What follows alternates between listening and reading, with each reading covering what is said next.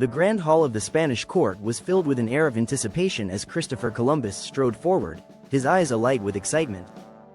Before him, seated regally on their thrones, were King Ferdinand and Queen Isabella of Spain. The murmurs of the gathered nobility hushed as Columbus took a deep breath and exclaimed, "Holy smokes! Christopher Columbus!" The king's brow furrowed, and the queen's lips pressed into a thin line. "That is no way to address the king and queen of Spain. What is wrong with you?" Columbus held up his hands in a placating gesture. Okay, so you know how we're looking for a new trade route to India, right?" The king and queen nodded. "Right.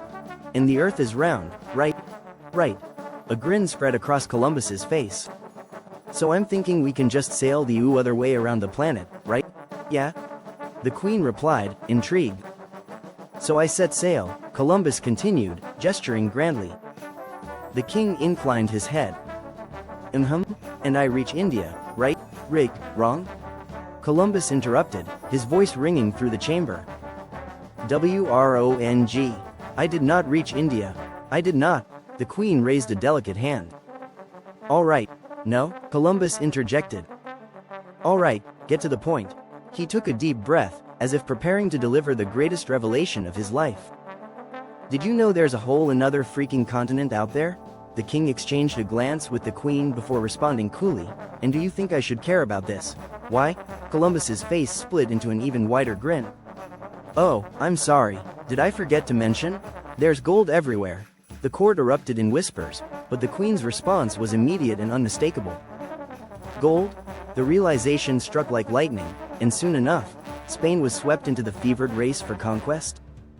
Columbus had landed in Central America in October 1492, embarking on what would be remembered as the time of his life. And by that, history would record, he went on a spree of theft and destruction, taking gold, jewelry, people, and even a hammock. When he returned to Spain, he paraded his treasures, including a few newly discovered items: tobacco, pineapples, turkeys, and, of course, the hammock. As Columbus basked in his discoveries, whispers began to rise. But Columbus didn't discover America. The Vikings did, and indeed, they were partially correct. In the 11th century, Leif Erikson had already set foot on North American soil. But in the grand tapestry of history, it was Columbus's voyage that set the European powers into motion, igniting the race for exploration and conquest. Centuries passed, and the battle for land raged on. The English and the French, in particular, found themselves at odds over territorial claims in the New World. Tensions boiled over when the French built forts in contested regions, prompting the English to send a young and ambitious lieutenant colonel, George Washington, to resolve the matter. A brief skirmish ensued, culminating in the French commander's surrender, only for one of Washington's Native American allies to deliver a fatal blow to the defeated officer. The incident spiraled into a full-scale war, known as the 7 Years' War, which ultimately saw Britain victorious.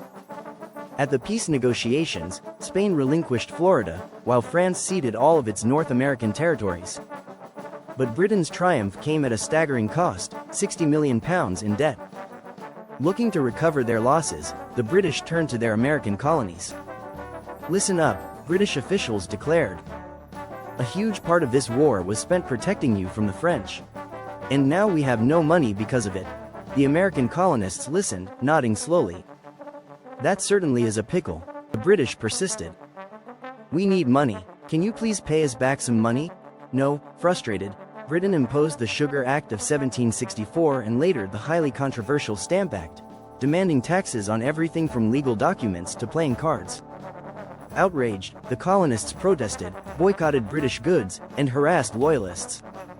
Under pressure, Britain repealed the Stamp Act, only to replace it with more taxes on imported goods like glass, paper, and tea. Resentment boiled over.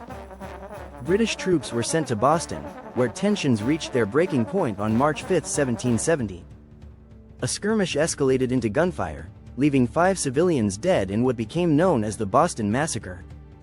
The colonies erupted in outrage. As acts of defiance increased, the British imposed harsher punishments. The colonists responded with an act of rebellion that would go down in history: the Boston Tea Party. Disguised as Native Americans, the Sons of Liberty stormed a British merchant ship and dumped thousands of pounds of tea into the harbor. The British government's patience wore thin. Massachusetts was placed under direct rule, its General Assembly dissolved, and thousands of additional troops deployed to maintain order.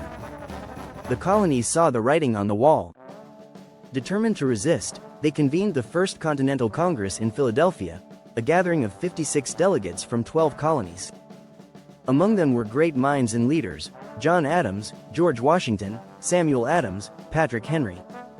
They debated, strategized, and prepared for what was to come. The stage was set. Revolution was on the horizon.